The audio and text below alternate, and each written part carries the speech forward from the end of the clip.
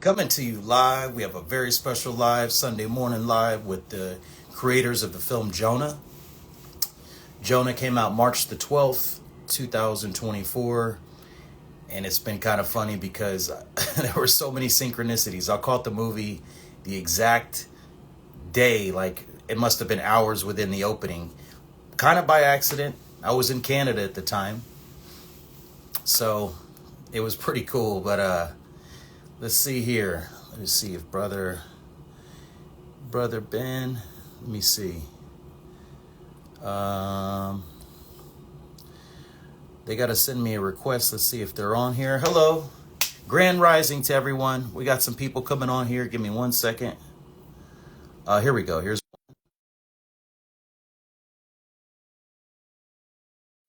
Grand Wildflower, Pabby. My guy's back from Peru. Okay, Cardi. Shout out to Mallorca. Brother Ben. Yo, good morning, Jonah. Good morning, sir. Grand Rising. How you doing out there in Canada? I'm doing well. It's a nice day today. It's not cold. Are you in Los Angeles? I'm still in LA. Yeah. Yeah. How's it there today? It's amazing actually. I think it's day 10 with no chemtrails, maybe Oh 11, wow. but a little bit chilly, but seems like there's some real clouds coming in, so um all in all everything is good. Let me see if your boys clicking on here too. Let's see here. Oh, Josh, right? Yeah, Okay. Josh and Trevor. Yeah, they should be Okay, coming let's in. okay. When's the last time you went live, man? Oh, it's been a while. Hey, What's Josh. oh, Hey Ben. how you doing? Hi Jonah. Nice to meet you. Nice to meet you, brother. And we're here we go. Got Trevor. Okay. I hadn't done this many on a live before, learned like this. So okay, let's see. Trevor. Oh, it works. Okay. Good Hey. Got the morning. Hey Jonah, what's going on, my brother? How you been? I've been all right, man. I'm up in Pasadena, so I had to get out of here for like a week, but we're back. The air's all right. Sky is Yeah, clear. yeah. I was gonna ask, and obviously I did want to start off. I know both of you guys live in Southern California, so I know you're personally affected. I didn't get to hear a chance to hear your story, Josh, about it, but so everything is okay in the Pasadena area. It's okay. I mean, there's still stuff in the air, like some of these homes are older, so there's asbestos, there's things that burn, chemicals that are just they're floating around, microparticles. So, try to limit your time outdoors right now. Yeah, I got a chance to see like the National Guard, and I know a lot of things are going on out there. Protect the homes. It's really such a sad time to be here, and I know it's really this weird apocalyptic. Like, don't really know how to react, but you're right there in it, and I have to think um, everything's for a bigger purpose. But I'm glad you're okay, and hopefully your people okay too. So I just want to say that to start. I appreciate that, man. And thank you. You Thank, too. thank you.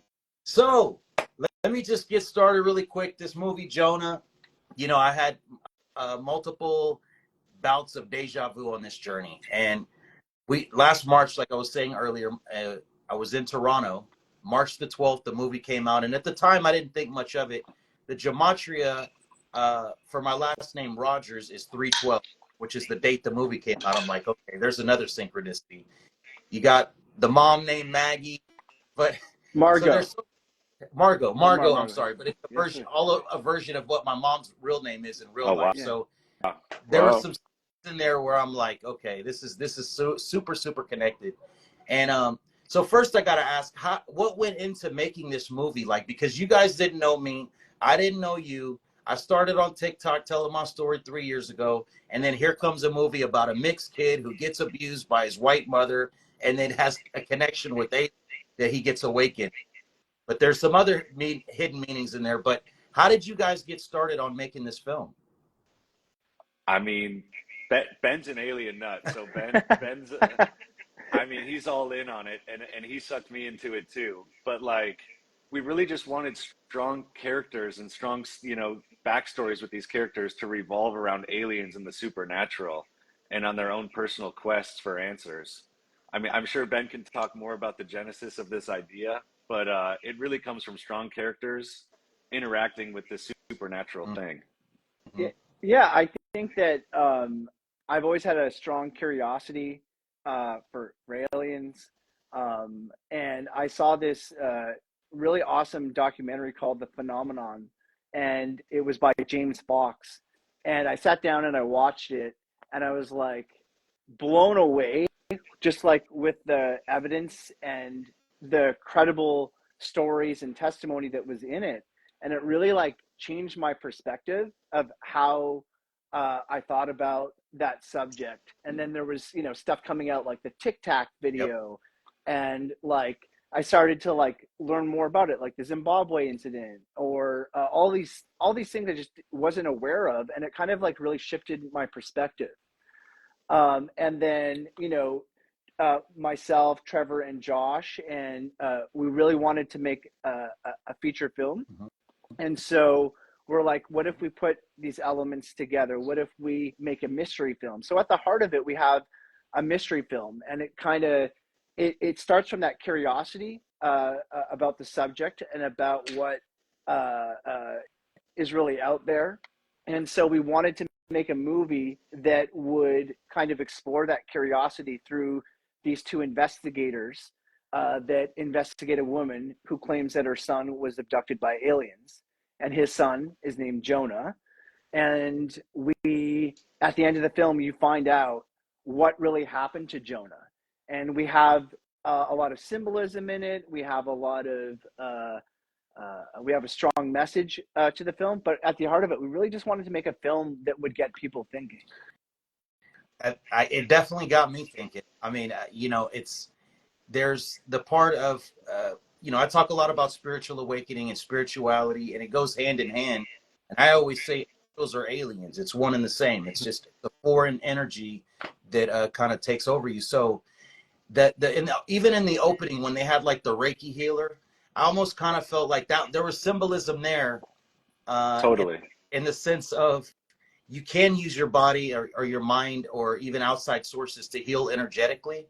But I also kind of in my mind I kind of saw him as, I don't want to say cheesy, but that's kind of, I've dealt with a lot of people where I'm just like, because even the Asian character, he kept saying, "Man, how much do you charge? How much do you make?" Yeah, Yeah, But exactly. skepticism. Yeah, there's a healthy amount of skepticism, and yep, there should be a, yep, you should approach things with skepticism, and like that's kind of the push and pull that we have with our film. yeah. And again, that deeply resonated. And then, you know, just moving forward, all these supernatural things happening. I wanted to ask you guys, have you ever had any supernatural occurrences happen? Anything where you felt like you might have made contact, sleep paralysis, dreams of flying, or even seen crafts? I know, Ben, you're in Canada. I feel like Vancouver, there's probably a portal there, but I, who's I who's I think the most likely person that may have saw something would be Josh. I haven't seen anything Mm, unfortunately, but maybe Josh has. I've definitely had sleep paralysis. I don't know if I've seen an alien or any crafts or anything. Uh, yeah, sleep paralysis. Have you never had sleep paralysis, Ben? Really? No, You've never? what is it?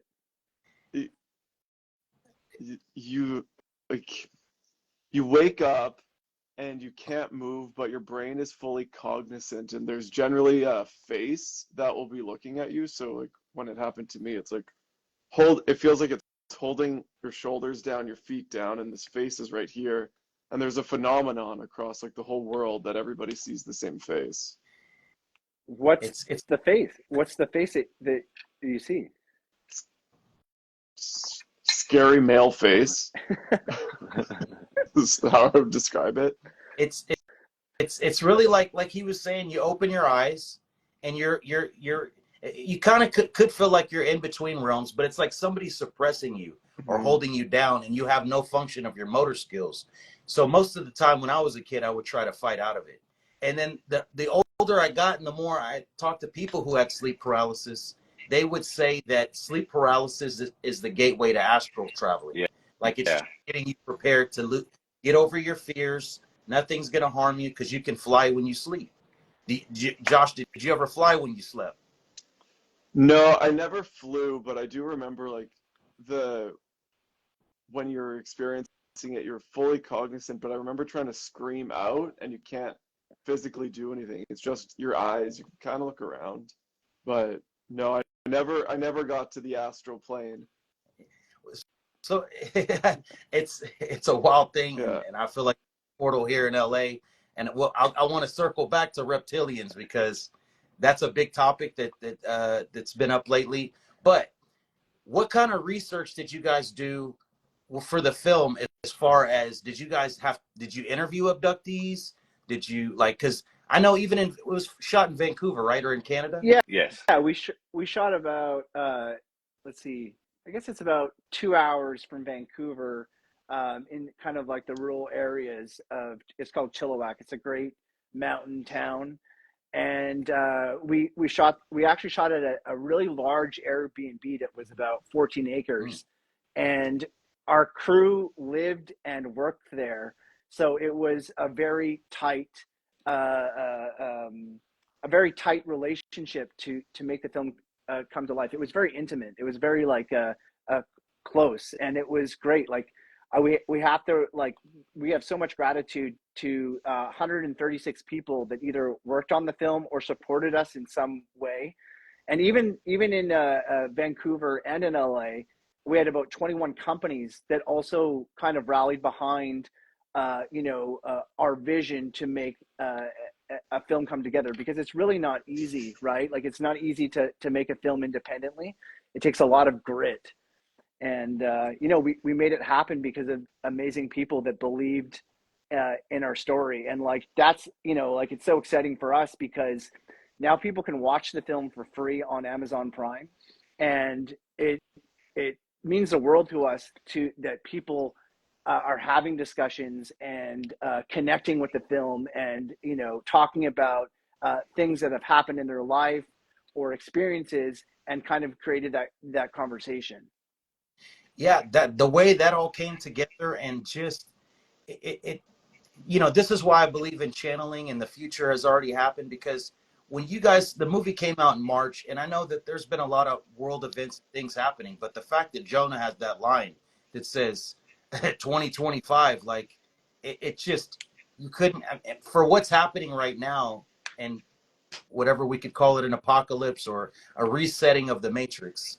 Uh, it was almost some kind of like channeling. When did you guys start? 2020, 2021? We started the script, I think, Trevor, was it 20, probably 2021, I think. Yeah. Mm-hmm. Yeah.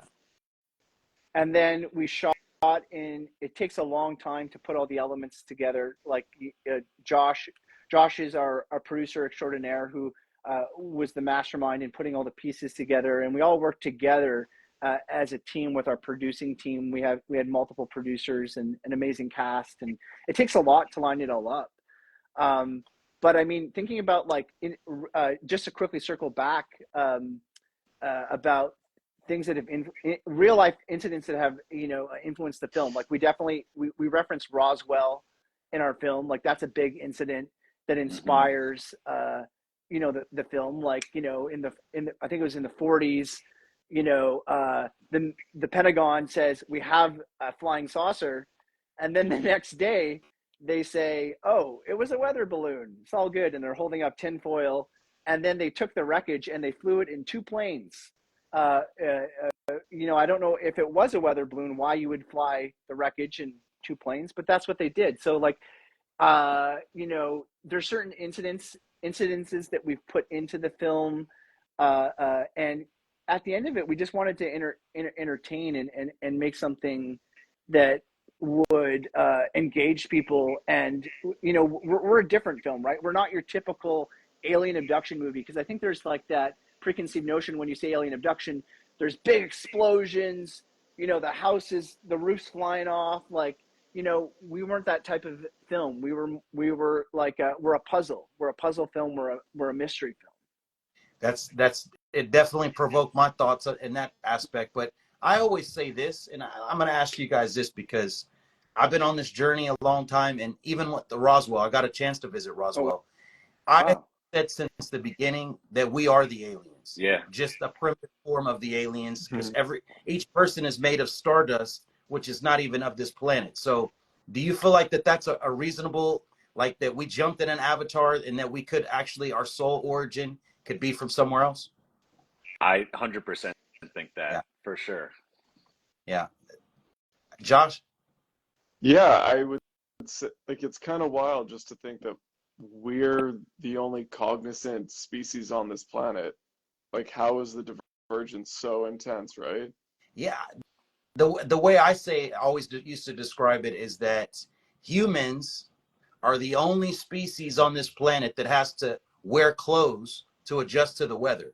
Everything else, every species has evolved here, but for some reason, we still can't go super cold or super hot. Mm. So to me, that kind of tells me something that we definitely the theory of evolution to me doesn't really jive much. So Jonah, let me ask you this. I'm very curious for our the state of the world right now, and it feels like we're at a point where there's going to be some shift. There's going to be some sort of a shift and change in the world. What do you think this all means? Where are we headed? Well, that's a super loaded question because you got the inauguration, you got the TikTok ban, you've got a natural disaster, a natural disaster that just happened in LA.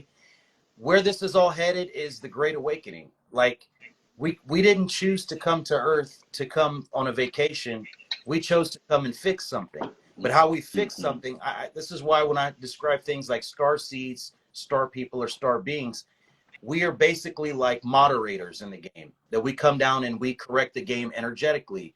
So when I see these things happening, I hate to say it in this way because I never want to ever sound insensitive, but there's almost a calmness in the chaos. But I also see that there's a separation of realizing, like the Native Americans did, that we don't really need governments. That's a prison of the mind, that they want you to need them, and they create the chaos so they can come in like the white knight to fix it. I've seen it with this 12-hour TikTok ban. But yesterday in particular, they had I don't know if you guys saw the egg. Did you see the egg, the interview with, so that this was supposed to be the greatest discovery in alien history. They discovered an egg.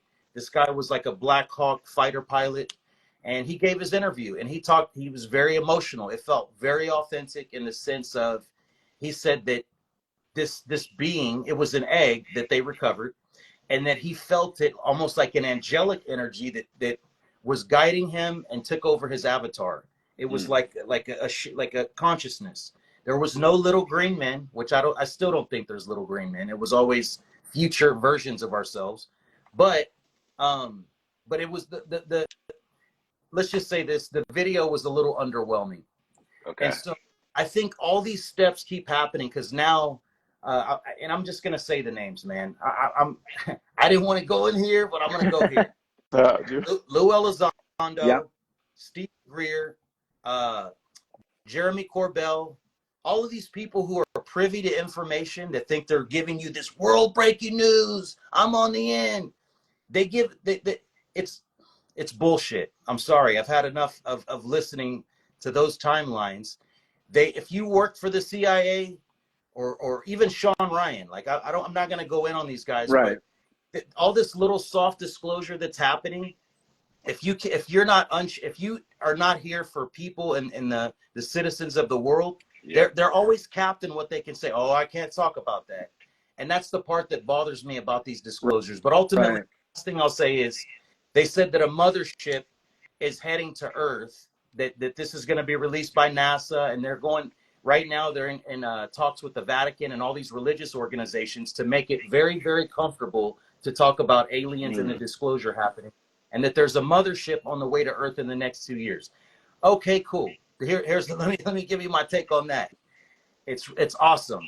Yes, there's a mothership heading here, but I literally don't give a shit until I don't, when people say, hey man, let's make plans 3 months from now, bro, I don't know if I'm gonna be here tomorrow. Like, next 2 years, I'm gonna go grift, I'm gonna go sell books.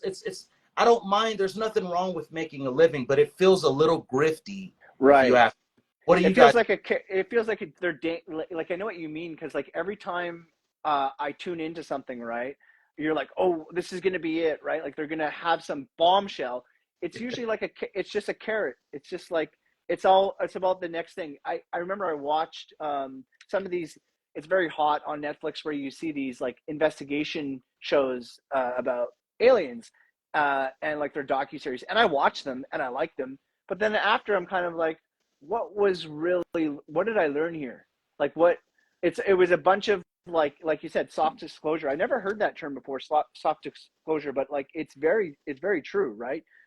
Thinking about, what I'm really curious about is, because our film explores this question, but Jonah, I'm curious to see what you think.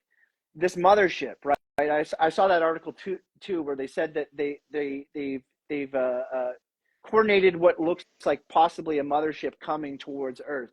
Let's just say that happens, right? And they made a movie like Arrival was about that. What do you think happens? So what do you think happens if the cat's out of the bag? We finally they're finally here. We finally get that disclosure. What do you think happens?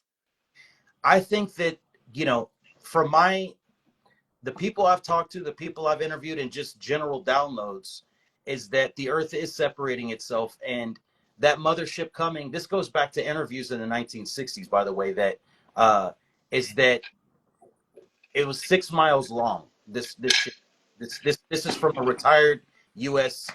Government, whatever, and they used to be way more open with it. I think what happens is, I had two timelines that I saw. Now, again, I don't want to come off as judgmental, but the Bill Gateses of the world, I'll just use him as an example. These people that we deem evil, these people that we deem, two timelines. One is that all the parasitic energy is going to get removed from the planet. People that were intentionally trying to harm people or harvest their energy, because the Earth is vibrating. It's at a high frequency, but it's not where it should be, because the Earth is ascending into fifth dimension consciousness.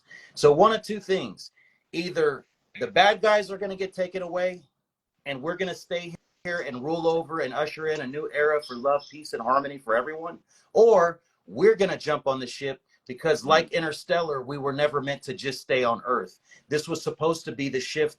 It was why so many things were programmed into our consciousness about good versus evil, dark versus light.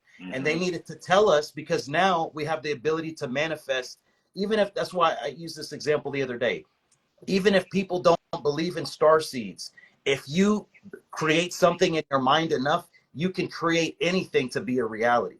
Like, so I think they needed us to manifest this mothership coming. And I'm going either way. I'm good.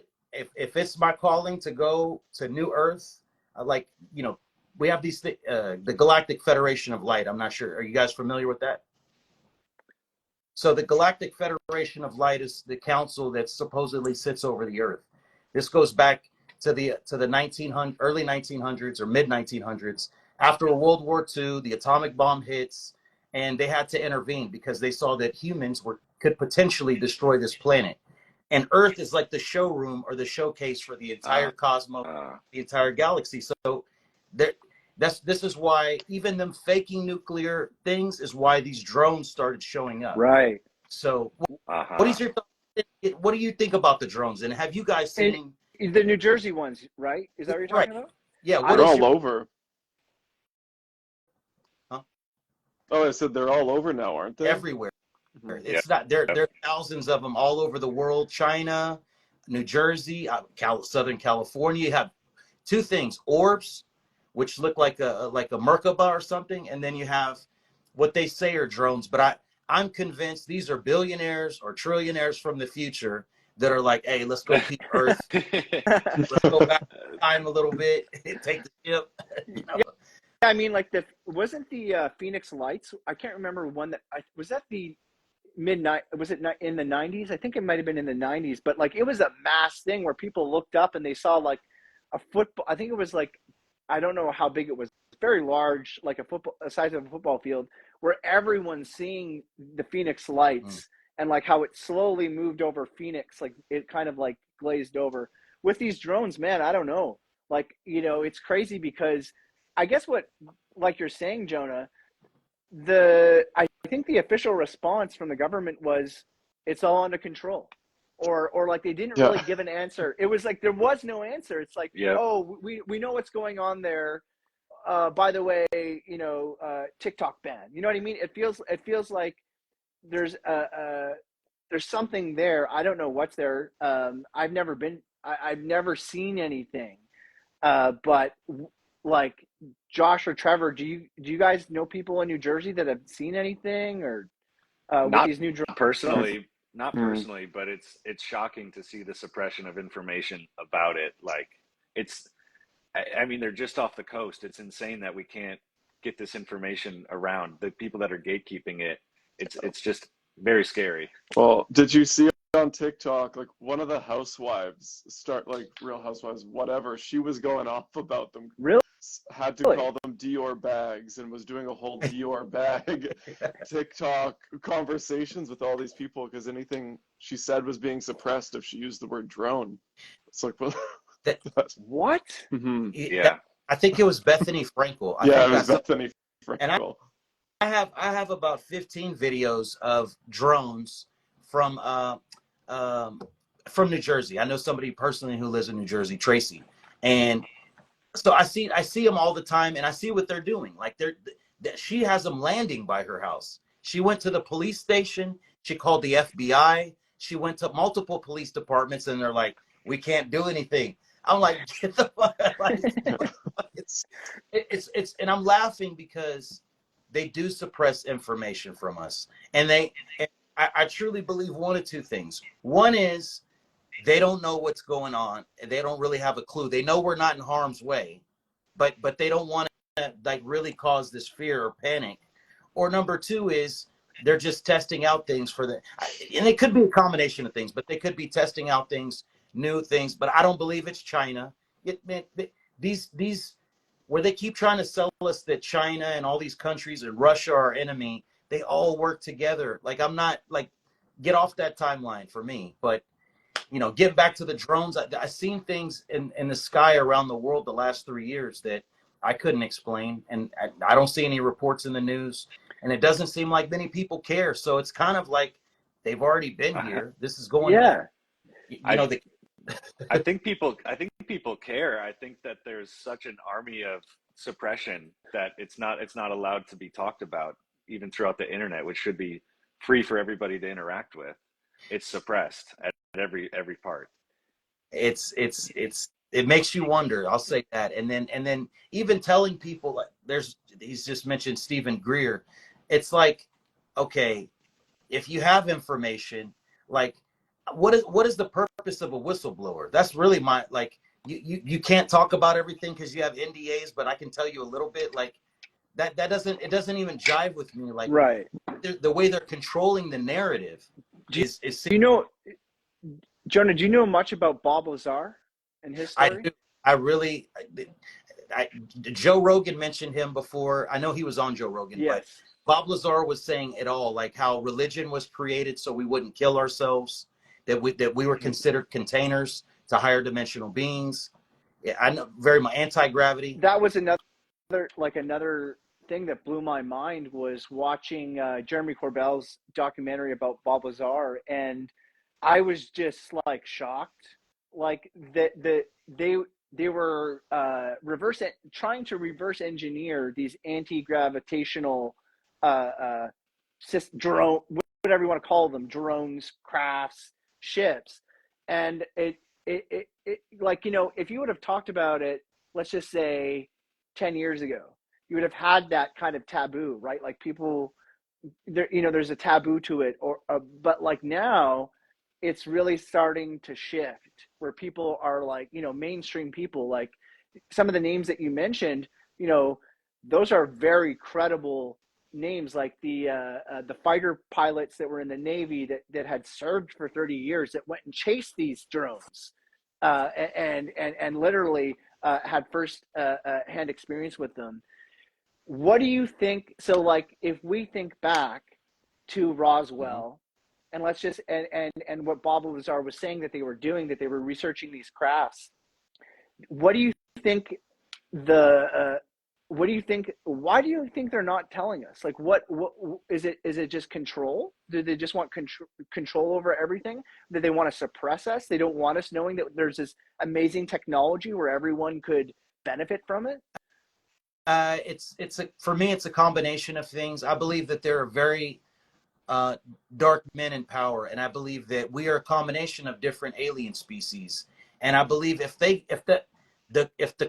dam bursts, you're going to find out some of your favorite heroes or people that we looked up to are a reptilian hybrid race that have been they do dark rituals. There's a thing that they know how to harness and manipulate the energy of the earth, of potentially.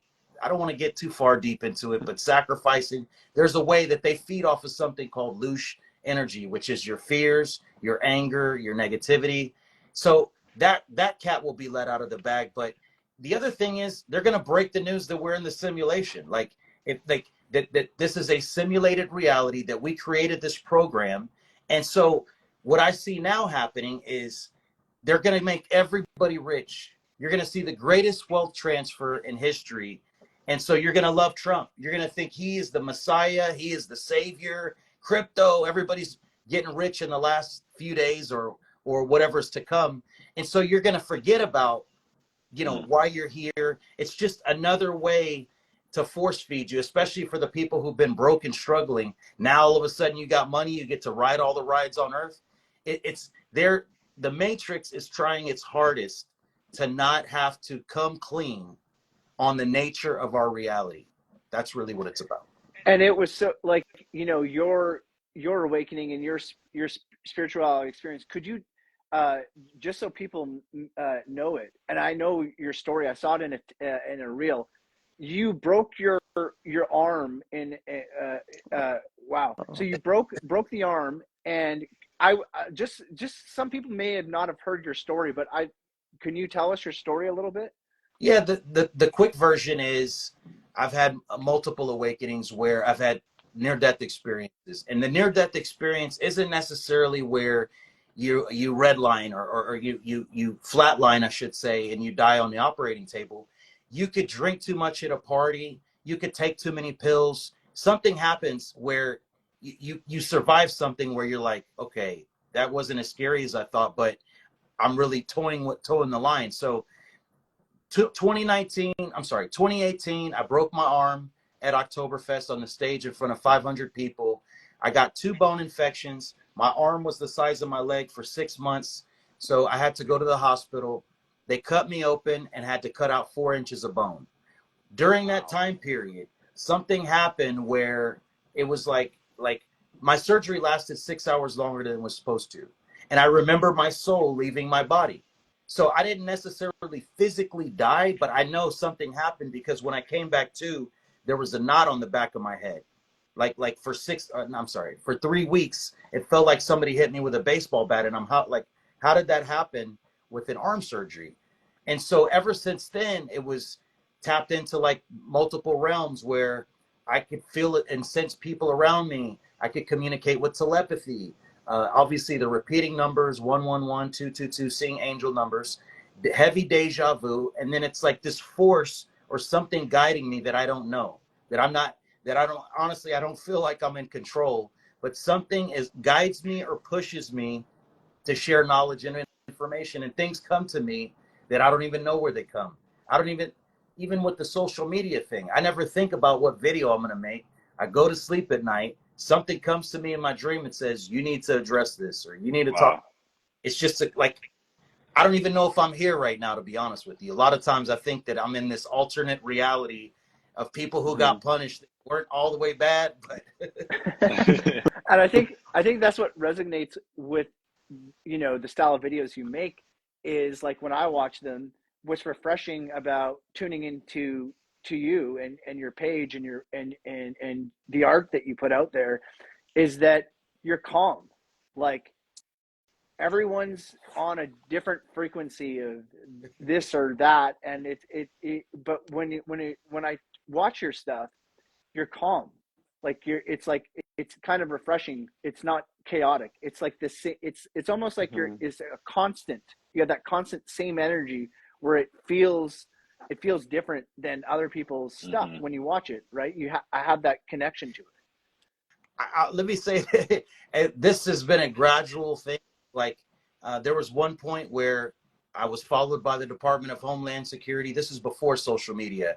It was like my conscience was zapped and I was tapped into multiple realms. So I get this download that I'm supposed to start sharing my journey on social media. And this was in 2021. Up to that point, I don't really even FaceTime. Like, I don't like this. This was awkward for me. Right.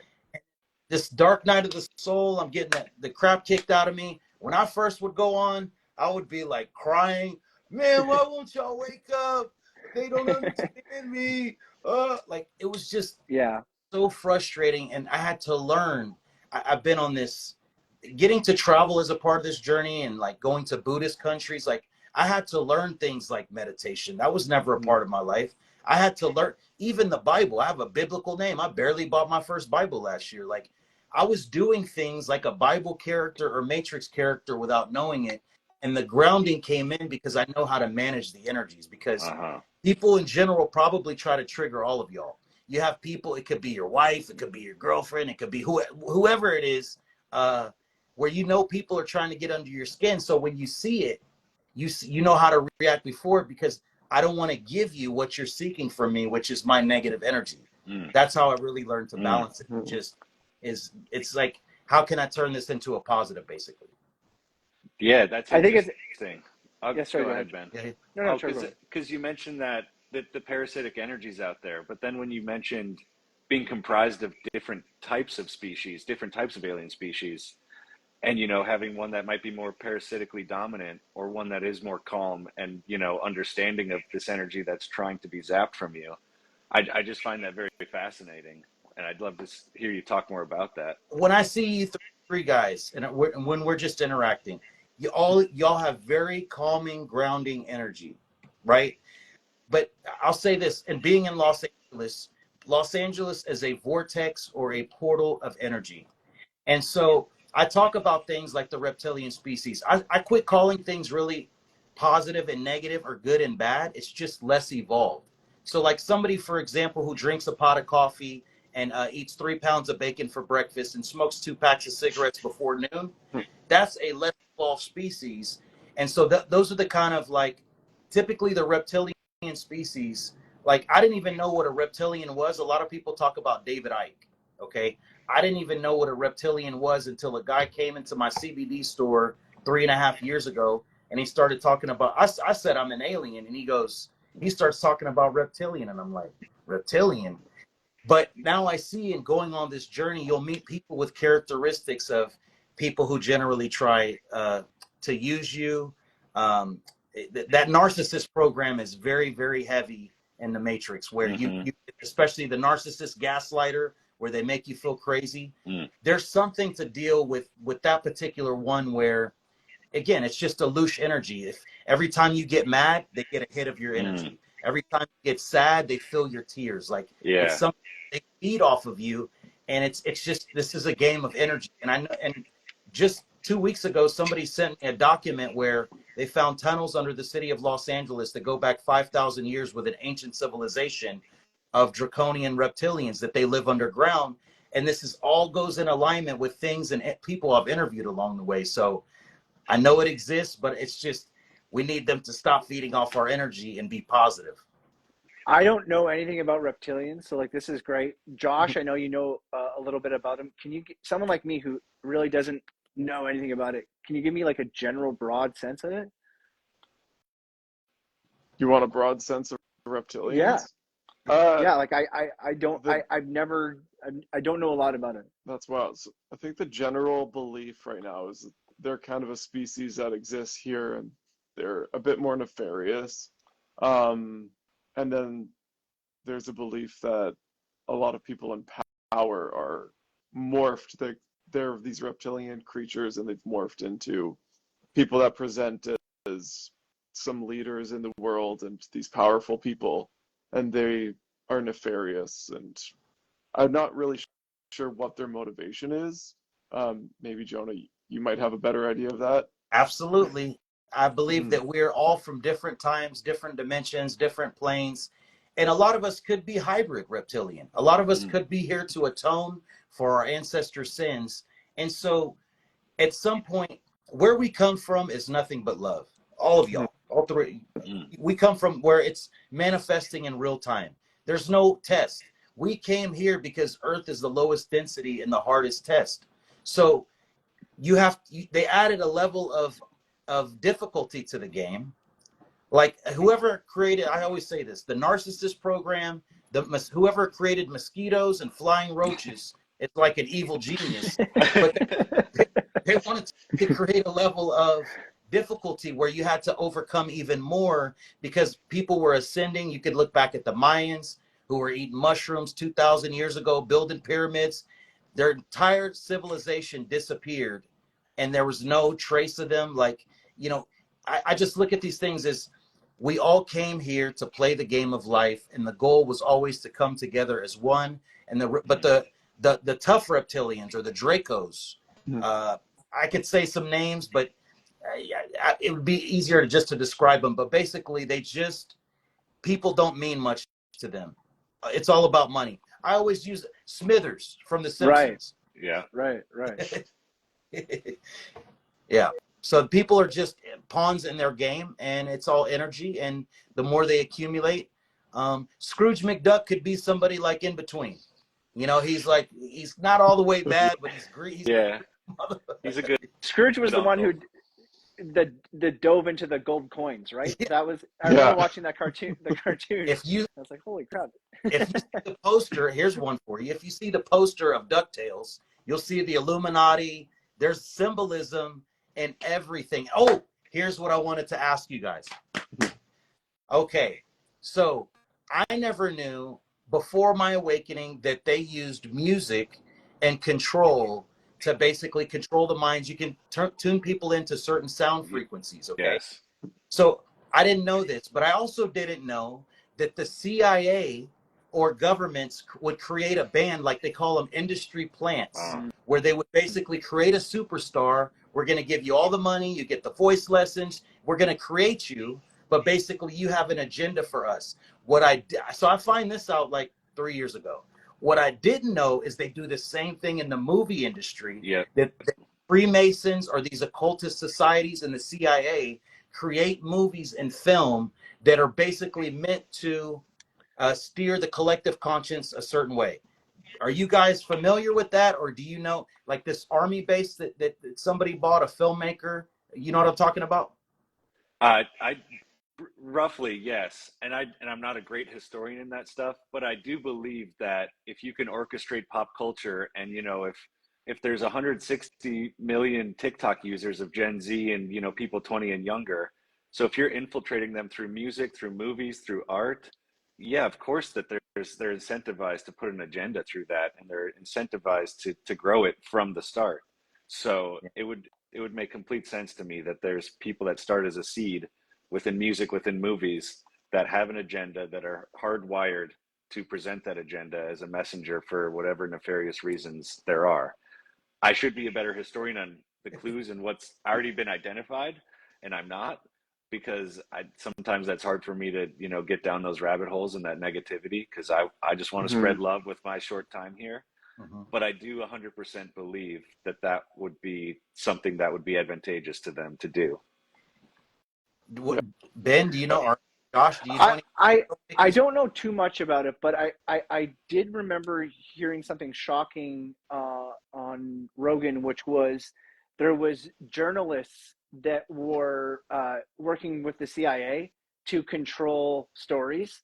And why that's relevant in the film business is because the film business also works off those stories, right? Of what's relevant and what's in the news.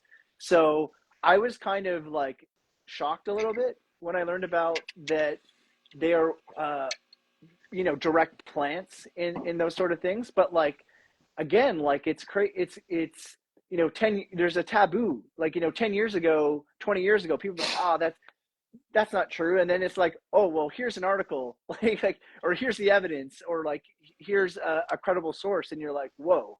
It's like, when they were, what was that program called, Jonah, where they were doping Johns with LSD?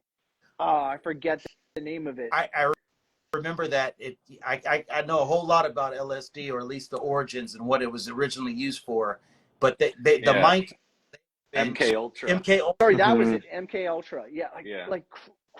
what? Our government does what?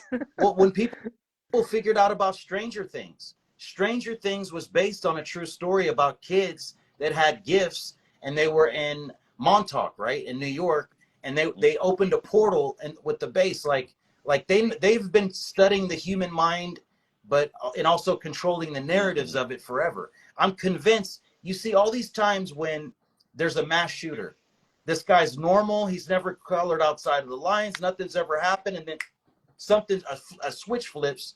Like I'm convinced that there's multiple things going on, and they control these things, but also control the narratives of what the hell we get to view and what we don't get to view. My only question is, I don't even know what's real anymore. Like, how do we overpower them? How do we create? We're here also to recreate the entertainment industry, and what it means to maybe even create awakening films. Is that something you guys Oh, feel called to do? Like, is because, and let me just say this really quick, because I have a lot of people that I've met on the journey that were singers, actors, actresses, and they would make it to a certain level of fame, but it was like somebody would block them, or something, some energy held them back. And I always say it, I see it clear as day now, is that you were being protected, or they were being protected of why, like from something that could have taken them down a path and not fulfilled their mission. So do you guys feel called to make like awakening films or documentaries, or like what is the shift now with what you guys want to start creating?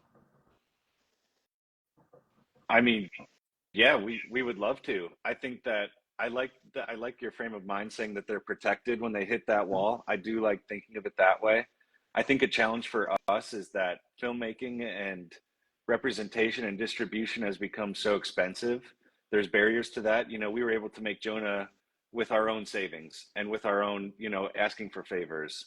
So as we mhm. reach into, you know, if we want to make things that have a wider reach, we have to start playing in other people's rings and in other people's games. And that's something we're not well versed in yet. I mean, we're excited to navigate those waters, but it is something that I would expect a lot of people reach ethical, moral boundaries that they're not willing to cross. And that's hard to do. Josh, how do you Yeah, feel?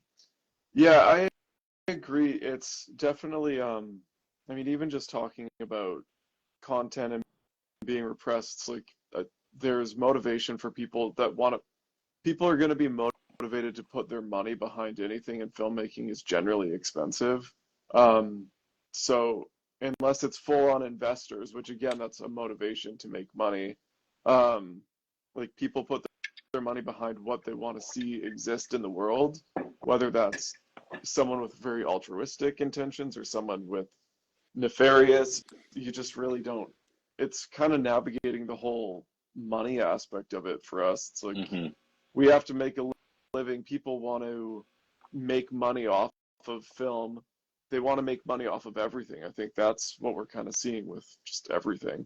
Um, but it would love to make more powerful stuff and really like connecting humans and making human experiences and truer ones with less input and just with too much noise. There's too much noise in the world. Just kind of love to make stuff that really is a vision of that people can relate to, and really people can, then the audiences can talk about it and really start to come together over a story and over a art piece and feel good about it. It's kind of sad that so many people feel like all of film is this dark, nefarious Hollywood energy. There's so many good people out there trying to make movies, and it's just so Mm-hmm. hard.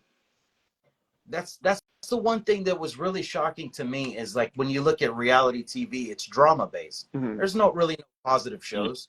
It's all, they have to create a villain. It's WWE wrestling, and people in Yes. general, Mm-hmm. let's be honest. And the last 2 months, the earth has really been a shit show. Mm-hmm. And you can really tap in and see, okay, there's going to be a new timeline or a new storyline the next day. Okay, what are they selling us the next day? And so it keeps you more engaged when there's drama than if you could tap in and there's positive thing. That's a program that we have to really get people Yeah. past because our minds are so powerful, you know? Sad. I think with you know, what I love about filmmaking is that uh, you know, two things: voice and reach, right? So like, what's the message, and how many people can you reach? And I think I've been thrilled with Jonah is that we're having that message and that reach hit you know, millions of people.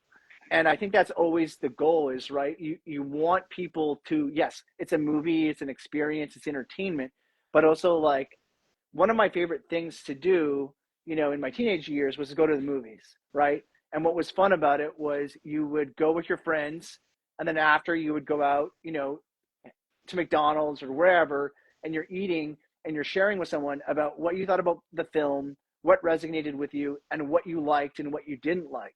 That one of my favorite things is to just, you know, popcorn, big screen, and watch a film and have that experience. You know, storytelling is so powerful, and I think that, yeah, I think like Josh and Trevor mentioned, it's very, very difficult to make to do filmmaking. Like, obviously everyone has a camera phone, but which kind of makes it more accessible, but there's larger channels to getting the film out there in the world. And you know, it takes years. Like, you know, not just the three of us, but a lot of people have helped us, a lot of people have worked with us so that we could have this experience of getting the movie out there. And it was years of our life.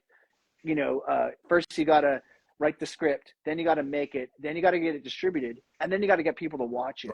Right? It's all these different steps to having it done. But man, you become really grateful to do that, because you know, it's exciting when you see, like, here's an example. We have the film in other foreign territories, right? Like, we have it in Germany, we have it in we have it in the Middle East. You know, maybe I'm missing some other territories. Trevor, Josh, what are the other territories we're in? We're in Russia. It's What in the were the Middle East, Germany, Australia, New Zealand? um, yeah, a few Scandinavian countries, a lot of German-speaking countries, yeah, And it's all cool. over.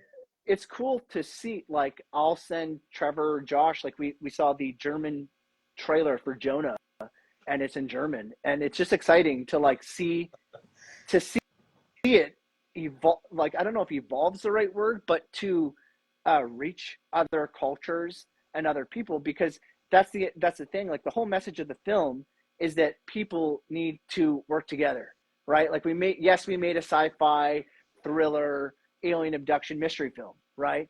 But it's really about the conversation. It's really about what are humans doing to the planet, and how can we work together. And like, that's the core message that I think resonates, you know, with people.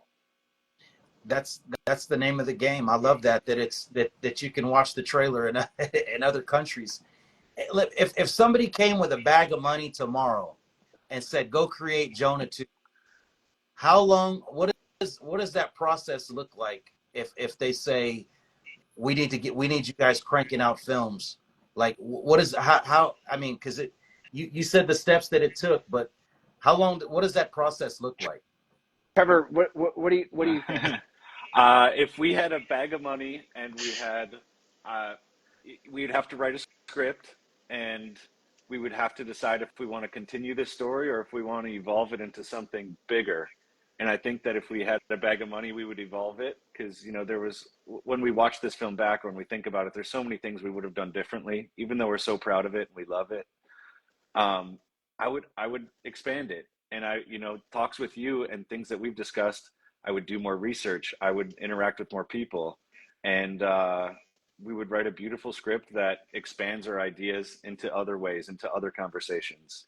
But I think at the core, like, we would still be spreading that love, and we would still be spurning these conversations and these questions, because we don't have the answers, but we have an ability to start conversations. We have kindling for this fire that someone else has started before us, but we want to continue it, and we want it to get bigger, and we want people to just kind of understand their journey and have more interactions with each other and more love. I love that.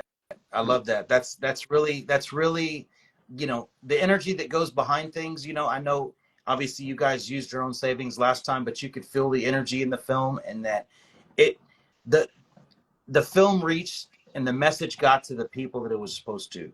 Because I had a couple people reach out to me since this last time and said, I got the message. You know, I got like whatever that was. They didn't even tell me what the message was, but they were like, I got the message. So I was like, okay. So, you know, but that being said, you know, maybe one of the crypto bros will have seen this and said, you know what, I could be, I could live that life, or I could create something that could change humanity forever. And we hope that, oh, look, a cat, hey, that's a deja vu. But, Yeah. you know, so that being said, you know, it was, for me, the film, it just mirrored so many aspects of the life, and then even human consciousness, that there's so many levels to even feeling crazy. Like there's I could easily place my character, me in each person's shoes and be each character and see the thought process and how, you know, how you guys were thinking. So to me, Yeah. it was an awesome Yeah. film. Thank you. Yeah. Thank you, Jonah. And like, I think that you were very impactful in, like, you know, amplifying the message. And I think that there's a lot, if people like puzzles, they like mystery, this is a film for them. There's a lot of symbolism, and there's a lot of colliding perspectives that are symbolic for what we're going through, the human experience, and what it's like to live right now, the uncertainty, right? Like the uncertainty of what, you know, is going to happen. There's so much unknown to it. And I think that it's important to remember, you know, how we treat each other, and like even though like the film is dark, it still has like a poignancy to find the clarity of what the human experience should be. That's very well put. You guys want to add to that? How How No, I mean, if you're thinking about seeing Jonah, you should. I think what Ben said exactly. What we wanted to do was we wanted to have different perspectives. We wanted to have a skeptic, you know, faced with a past, with a trauma. We wanted someone that had some monetary something to gain from, you know, aliens or an abduction. And we wanted the innocence of a child stuck in the middle of this. So whatever your perspective is on aliens or the truth or what's out there, I think that you're going to see that through all these different lenses and characters in our movie. And when they're faced with what the truth is, you really see how people, you know, drop everything and react to that. Yeah, Josh? No, I agree with all of that. I think more people watching and really just spreading, like continuing the conversation of what everything can be and where your beliefs lie is like ultimately the whole point of the film. And I think it's amazing that conversations like this are happening, that it's resonating with people so deeply. And yeah, just really starting that conversation about what else is out there, who else, like what else is out there, truly. I feel like we're going to be working together one day. We'll see. Oh yeah, we got it. Mhm. You said your favorite thing to eat is lamb. We gotta share a meal together. You know, hopefully you guys are all in LA. I'm jealous. You know, I'm in Vancouver, but I'll manage my way over to LA this year, and we can all get together and share a meal together. That would be amazing. Thank you so much, Jonah, for everything. Thank you, Jonah. It's always Yeah. a pleasure to talk with you. Thank you. And I thank you guys, man. Like I said, you made my documentary. I didn't even get to go to the tour with y'all, but it's coming, man. It's coming. When that mothership lands, don't worry. Jonah, Amazing. here's my pitch for Jonah too. The ship crashes, and then it's a close up on your face, and we start right at you, and you take over, and then you have to save humanity. Hey, we need some positive alien movies. I can give you. Yeah. Hey, man, It was so Love it. awesome so much for talking Yeah, with you thank you, guys. Jonah. Thank you. All right. thank Thank you you, so man. much. I appreciate you, and we got to do this again soon. Next time, we're going straight to the aliens. Yes, Let's Sounds good. do it. exactly. All right, take care, guys. Have Thank an you, Jonah. amazing All Sunday. right. Thank you. All right. Oh, let me tell y'all, you guys. Let me tell you guys. Bye, really quick. Thank you for. Did y'all get? We need some positive alien movies. Thank you, Riska, Marissa. Did you guys get some good takeaways from that? It's. I've never gone live with 4 people, but um, I hope you guys got a good takeaway from that, because if you haven't seen Jonah, there are some hidden gems and messaging in there.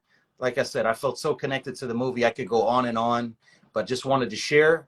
Thank you guys. Thank you. Okay. Y'all still on here. Carol, Root, Mr. Root, Carol. Anyways, you guys have a fantastic day. I'm going to come in later with a little bit. Hey, Lynette, a harder